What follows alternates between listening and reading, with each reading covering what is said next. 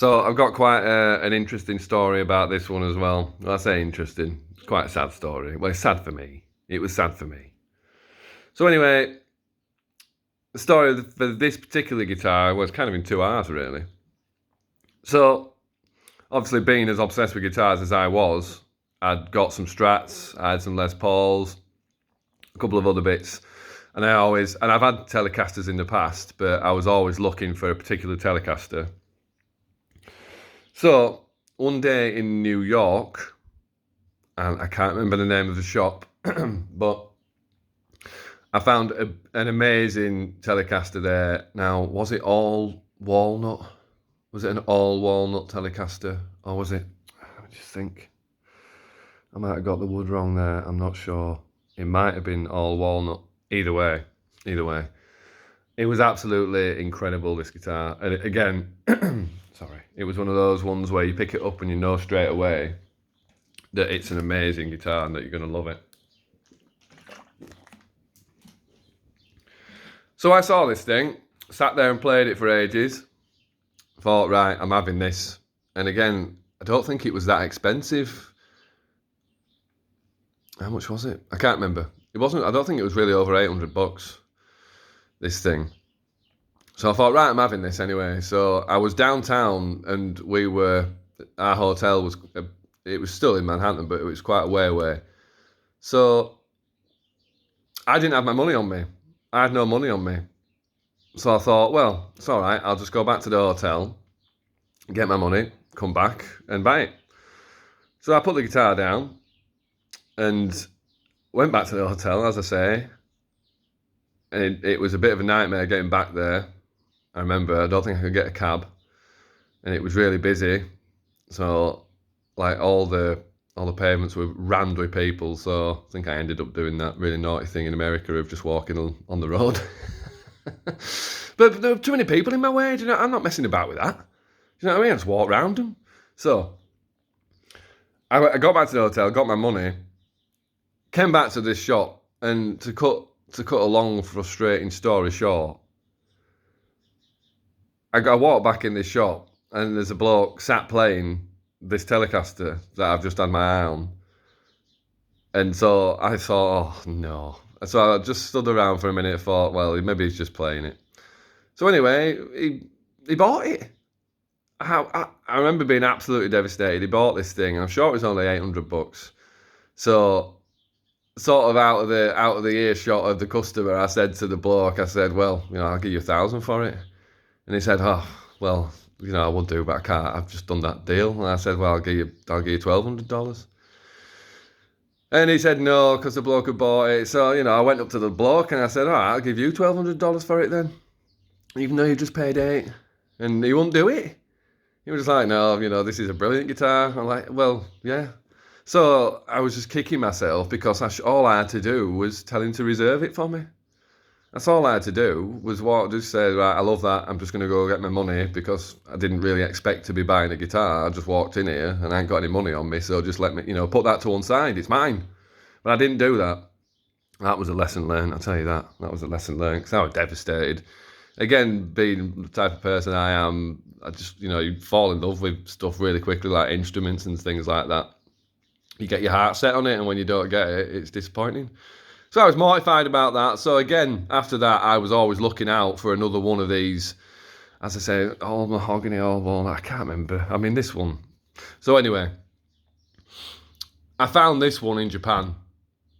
And it's not like that one, the all walnut one. Is this one all ash? This might be all ash. I can't remember. As I say, I'm no expert on these things. I just love playing them and looking at them. But I found this in a shop in Japan, and I thought that'll do. It's good, and it is a cracking guitar. This, and it plays amazingly well, but it don't play like that other thing. But you never know. My brain's a type that will romanticize about things like that. Do you know what I mean? Things that you weren't, things that got away like that. You romanticize about how good they actually were, and that's often, quite separate from reality. But I like this guitar, so I went into the shop, and it was me and Mick Quinn again, lo and behold, partner in crime guitar-wise. And it was a little shop in, was it Tokyo or Osaka? I think it was Tokyo.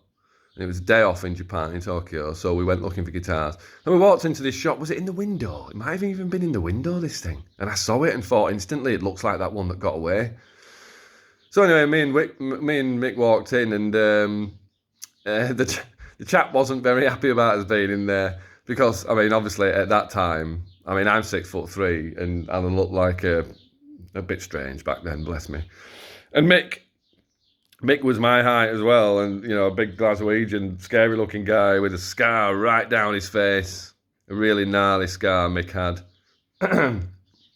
He'll have to correct me if I'm wrong, but I'm sure he got that scar from, you know, you have the metal posts that you attach bikes to at school, and you'll have, obviously, several in a row.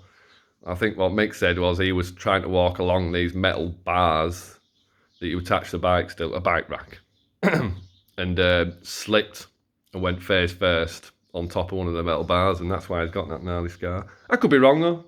But anyway, yeah, so he looks quite scary. So this chap wasn't happy about us being in his shop at all. And obviously he didn't speak any English, and we didn't speak any Japanese either. So I was a little bit like, oh no, do you know what I mean? First of all, the guitar gets bought from under my nose in New York. And now this chap won't let us in his shop to buy the bloody thing. So that was frustrating. So anyway, I said, right, come on, let's go get, because obviously we had interpreters with us and other people. And I think actually we got Koya, who was a lovely, lovely bloke. And he's part of Smash, which are the Japanese promotions company that put on Fuji and other gigs and stuff like that. They do all sorts. Brilliant, Smash. So he came to the shop basically and sorted it out for us, you know, because he went in and explained to the chap that we weren't strange criminals. Do you know what I mean? Which we might have looked like to some people. But it was good anyway, because Koya explained to the chap that I just wanted to buy the guitar. So he did indeed let me buy the guitar. So yeah, I just thought that was a bit of an interesting story about this one. And I only ever wanted it really because I wanted to own a Telecaster. And I don't know, someone probably be able to correct me. You lot probably know better than me. I'm just trying to remember what I played this on. I'm pretty sure I played I Need Love on it. And there's other things, isn't there? What else did I play on this? I Need Love, definitely played. Oh, come on. My mind's gone totally blank. It's not that important. I think I played things like Left Side on it, did I? A couple of the newer stuff.